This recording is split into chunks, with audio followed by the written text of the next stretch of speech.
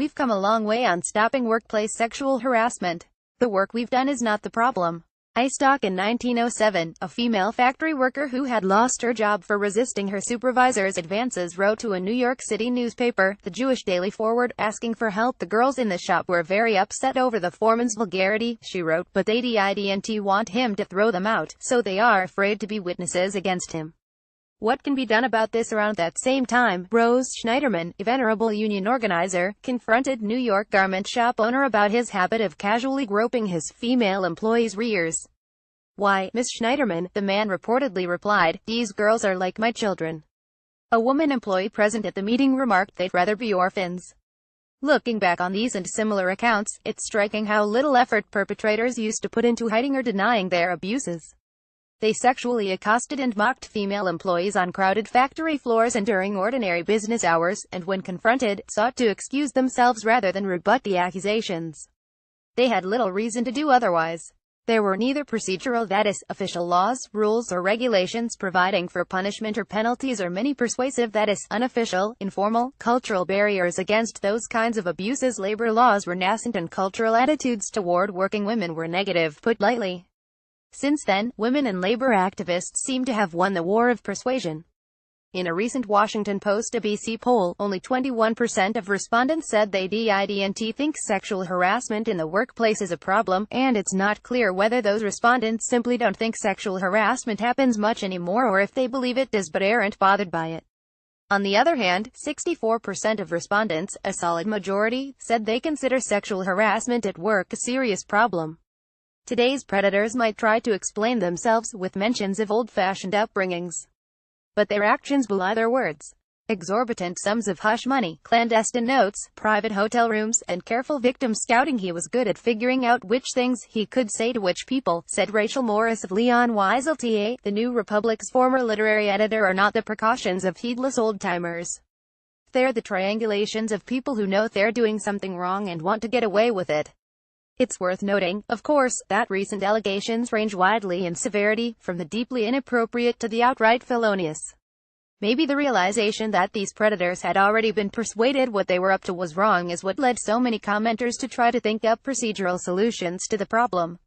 On Twitter, veteran labor reporter Timothy Noah suggested workplaces make only on one, closed-door meetings between any employees a fireable offense.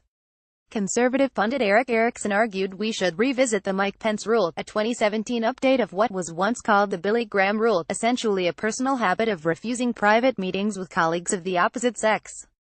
And yet, as critics of Noah and Erickson's suggestions noted, effectively banning private communication between colleagues puts a tremendous burden on workplace productivity, and doing it in specifically gendered terms disproportionately affects female employees.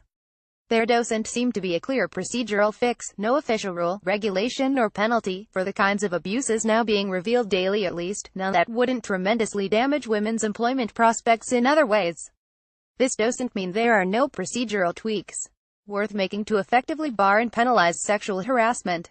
Catherine McKinnon has argued, for instance, that educational institutions should be held legally liable under Title X for the environments they foster when it comes to sexual harassment, and law professor Minna Kotkin recently suggested in the Post that employment attorneys and civil rights organizations ought to aggressively battle the climate of silence around harassment. These are worthwhile adjustments to existing laws and legal practices that could reduce sexual harassment. But they're not the kind of radical procedural shifts that would have necessarily prevented all of the recent cases, wherein perpetrators seemed largely to have elected to ignore procedure, or bite or bully their way out of it. In short, we seem close to exhausting our procedural strategies against sexual harassment. We are left with circumstances vastly improved from the earliest days of women's employment, but also with inveterate predators, the rich and cunning kind, who know they are doing wrong and do it anyway, who violate procedures and vault over rules thanks to power or money, or both. We have run again into the problem of persuasion. But this time the problem is different. With employers spending resources on anti-sexual harassment training programs and the very public disgrace of so many high-profile men from various industries, it seems unlikely there are really any men left. Dinosaurs, writers tend to call them, an insult to the megafauna, who honestly don't know sexually harassing women at work is considered wrong and ought not be done. What remains are people who know what they're doing is wrong and that there are penalties and either don't care or are excited by their transgressions. People like Harvey Weinstein and Weisel T.A., who seem to get something special out of causing women sexual distress. Whatever else he was aiming for, Leon delighted in making young women sexually uncomfortable. Former New Republic staffer Michelle Cottle wrote in The Atlantic last week. Likewise, it's hard to read Weinstein's drop-the-robe routine as anything other than fetishistic. Society has never had a good answer for what to do with people whose pleasure depends on the pain of others. Even the most extreme procedures and deterrents, say, banning all contact between male and female colleagues, an unserious proposition, likely won't stop them, and they're immune to persuasion. Theologians call them hardened sinners, people who are so morally damaged they no longer even want to do good. Unlike the rest of us, doing good has ceased to be pleasurable for them. Theologically, they're a challenge. Socially, they're an intractable sort of problem. Their uniqueness is important to observe because, if missed, their crimes can be misleading. Their infractions don't tell us anything about general categories. There is no problem with men and women working together, or meeting together, having private conversations inside work or out. There is nothing deeply broken about our efforts to address workplace sexual harassment, and nothing irrevocably sick in our cultural attitudes toward it, as recent polls and the outrage directed at these revelations indicate. Women are willing to take a lot of blame for a lot of things, but the problem in these recent cases is not that women haven't worked hard enough or advocated well enough for ourselves. Once we exhaust our tools of procedure and persuasion, those who still offend are of a different moral sort. It isn't clear what to do about them. It never has been.